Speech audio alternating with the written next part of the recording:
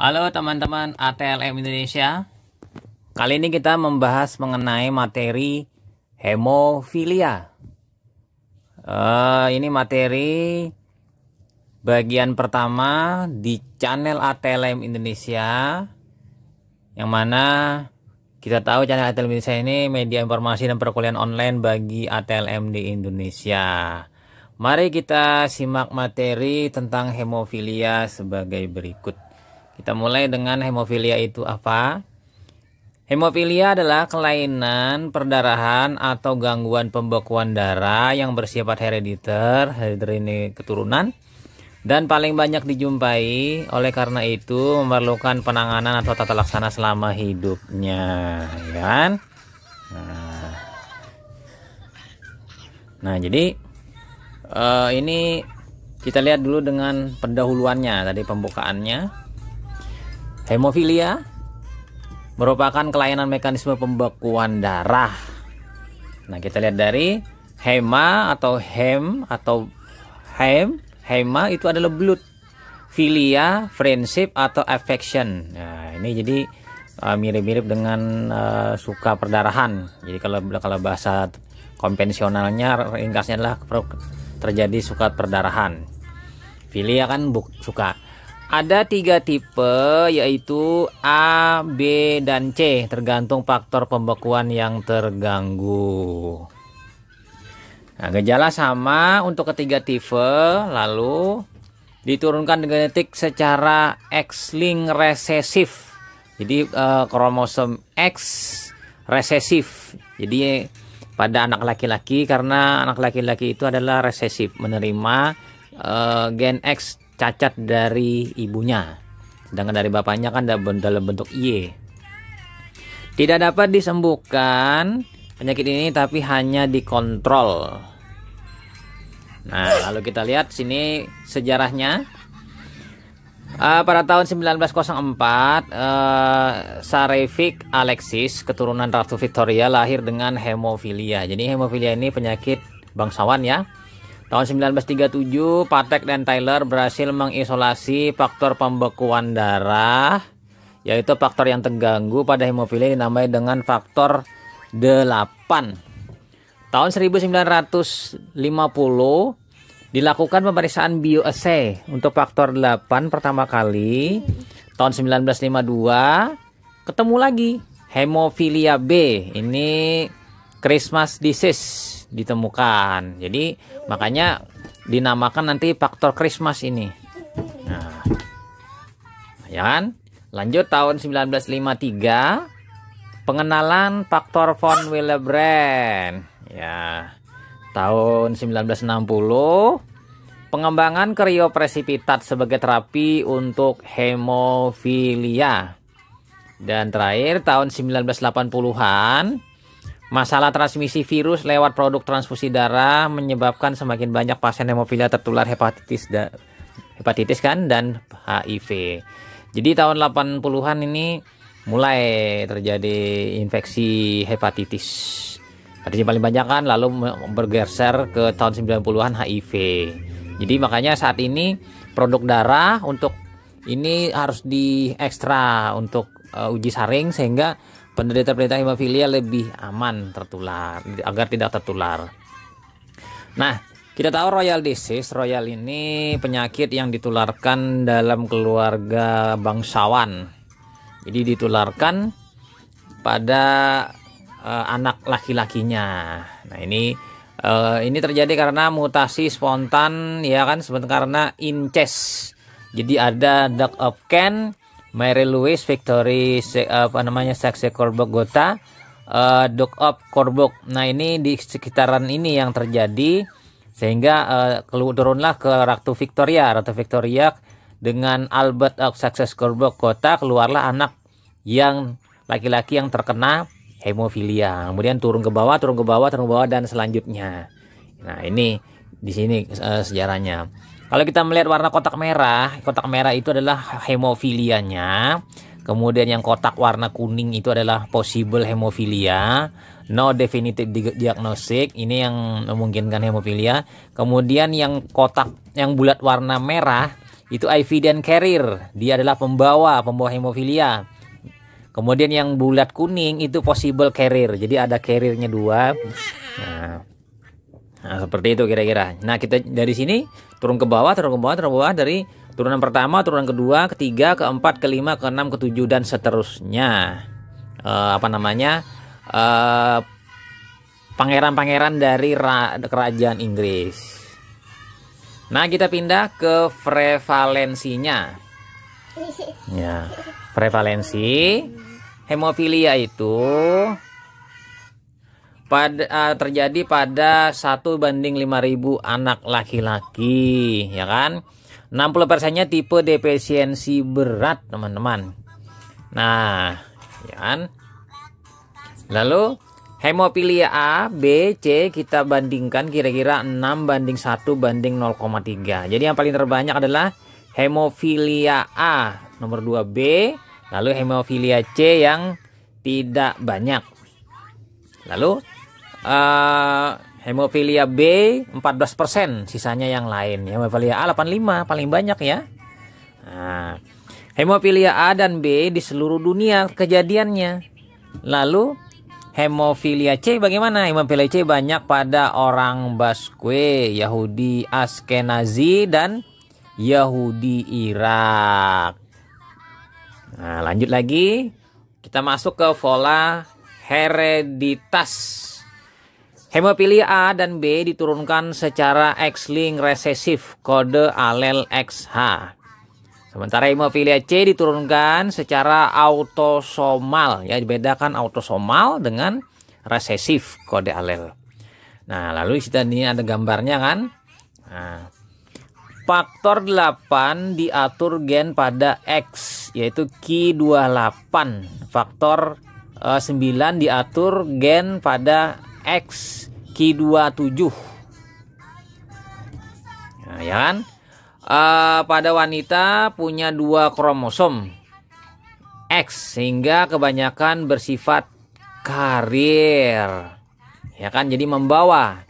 Jadi X-nya ini tadi diberikan kepada anak laki-lakinya, sementara si bapaknya memberi Y yang sifatnya menerima. Jadi si anak itu tadi dominan gen ibunya yang cacat, sehingga anak tadi terkenalah hemofilia. Pria hanya punya 1 kromosom X, sehingga lebih sering menunjukkan manifestasi. Kenapa manifestasi? Karena XY, Y itu kalah dibandingkan XX yang dominan. Kalau pada wanita, X cacat ditutupi oleh X dari bapaknya atau X dari ibunya, yang salah satunya sepasangnya. Sehingga dia akan tidak memberi manifestasi, sehingga sebagai karier saja. Nah, ini contoh pada laki-laki XYH, man with hemophilia, dia mengalami hemofilia karena dia menerima X cacat hemofilia dari ibunya, yang karier tadi, sementara yang Y dari bapaknya. Oke, kita pindah ke mekanisme pembekuan darah. Nah, di pembekuan darah ini pada prinsipnya ada 3 jalur ya teman-teman. Nah, jalur intrinsik, jalur ekstrinsik, dengan jalur bersama, common pathway. Nah, ya kan? Ya kan? Nah, di sini kita bisa melihat 1 dan 2 dulu terjadi mekanismenya, lalu 3, kemudian 4 tahap. Jadi 4 tahap yang kita rangkum seperti ini. Nah, ya kan, jalur 1 mengalami gangguan kan? Ya kan, 2 jalur 1 kan tadi jalur intrinsik, ekstrinsik, jalur bersama.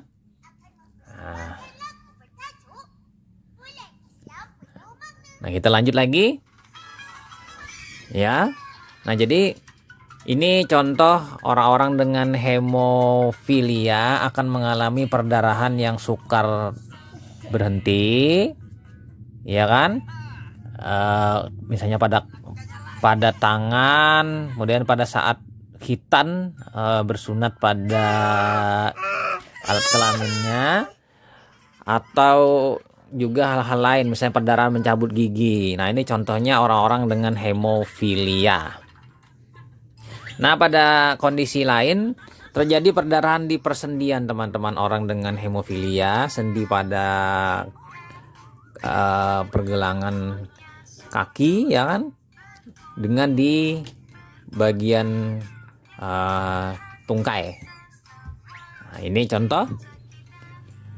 Atau juga mengalami perdarahan sendi, hermatrosis, itu kerusakan pada sendi, artrosis. Nah, ini contohnya pada gambarnya di persendian kaki.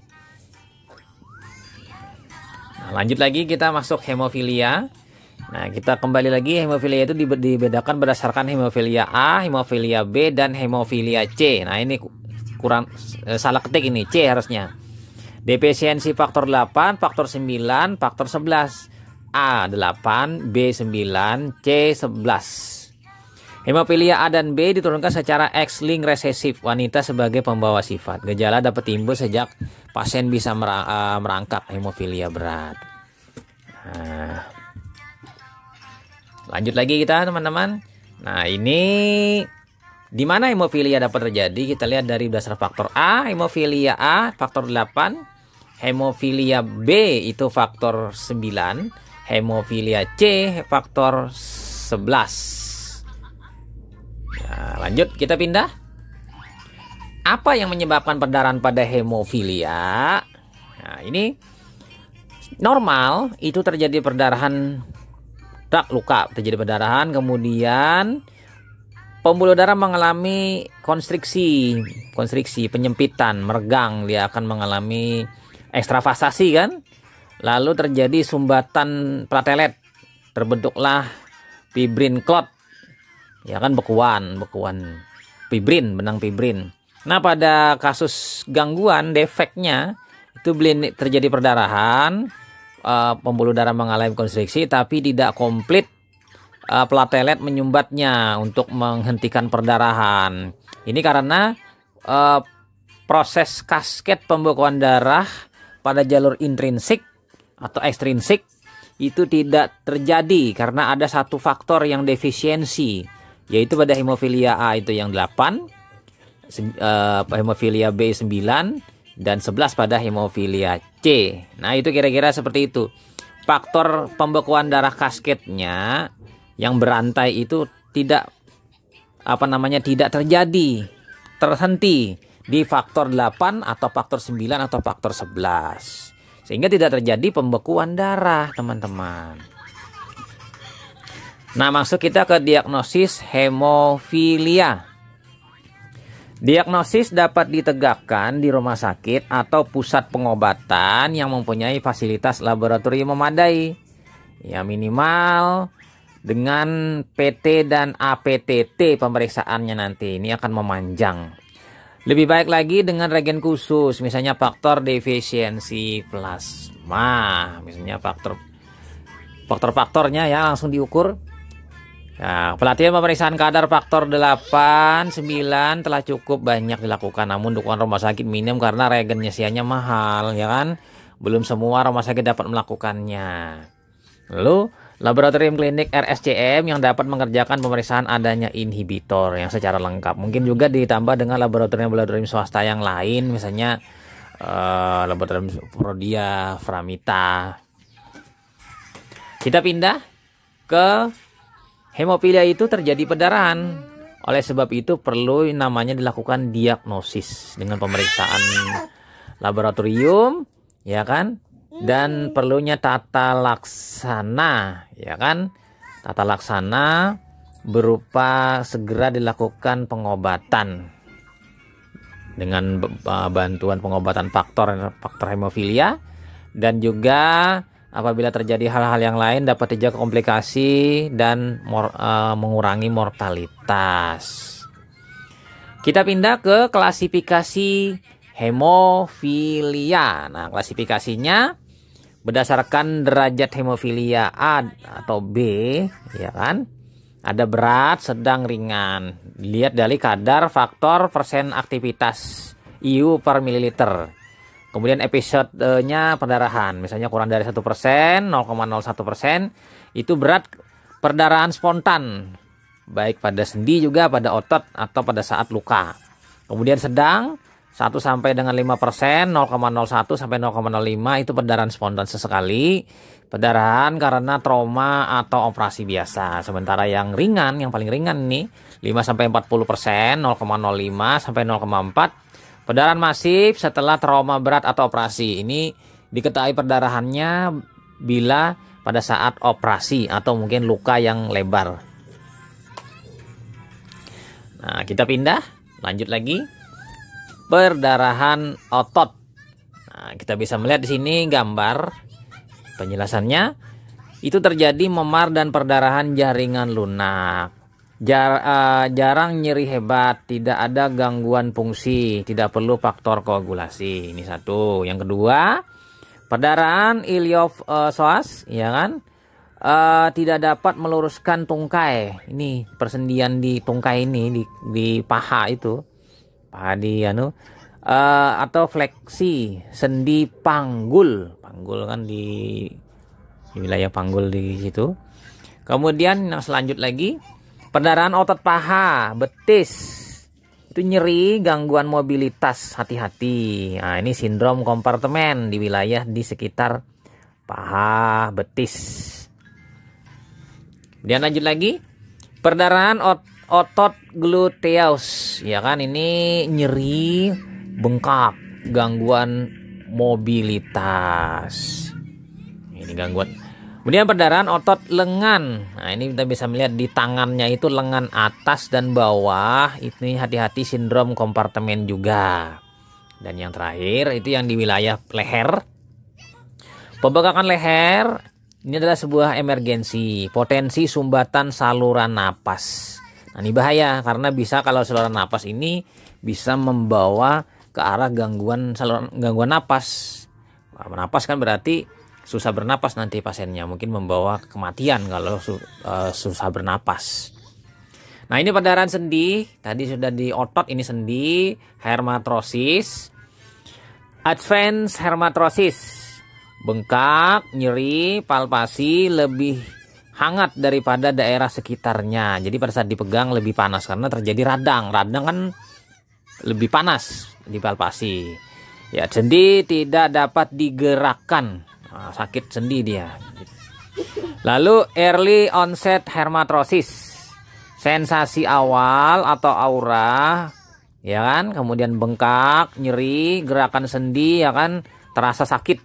Nah, ini, ya kan. Nah, kemudian lanjut ke, dia biasanya menggunakan alat bantu, crutches, ya, ini tongkat bantu orang yang biasanya mengalami gangguan pada saat tabrakan luka yang operasi. Ini sama dia menggunakan tongkat. Terakhir, jari tangan dan kaki juga dapat mengalami hermatrosis, baik di tangan maupun di kaki di jarinya. Kita pindah ke tata laksana terpadu, teman-teman. Soyoknya dikelola bersama secara komprehensif. Bersama-sama di hematologi anak, hematologi dewasa, bedah tulang dan traumatologi, unit rehabilitasi fisik, gigi mulut, psikiatri, patologi klinik, bank darah, ahli gizi, ya kan, perawat hemofilia, farmasi, dan lain-lain. Nah, ini kan laboratorium yang paling sentralnya. Nah, lalu di sini kita bisa melihat pasien hemofilia ini perlu penanganan secara komprehensif. Nah, kita pindah teman-teman ke tata laksana perdarahannya. Terapi sulih atau replacement definitif, pemberian kriopresipitat, konsentrat faktor 8 atau 9 atau bypassing agent faktor 8A. Ini inhibitor ya pada kasus on demand atau profilaksis ini bisa dapat terjadi. Nah, ini jadi penting. Nah, jadi kemudian kita pindah ke penanganan komplikasi. Berbagai perdarahan yang perlu mendapat perhatian khusus, ya Allah, ya, yaitu perdarahan intrakranial, iliopsoas, hermatrosis berulang, target joint. Kemudian beberapa kegagalan dalam penanganannya karena lokasi kejadian perdarahan yang cukup jauh, dan tidak tersedianya faktor pembekuan dalam jumlah yang cukup, sehingga mengakibatkan terlambatan dalam tata laksana. Jadi pasiennya ini pada saat rumahnya mungkin jauh dari tempat pelayanan, sehingga sulit untuk mengontrolnya.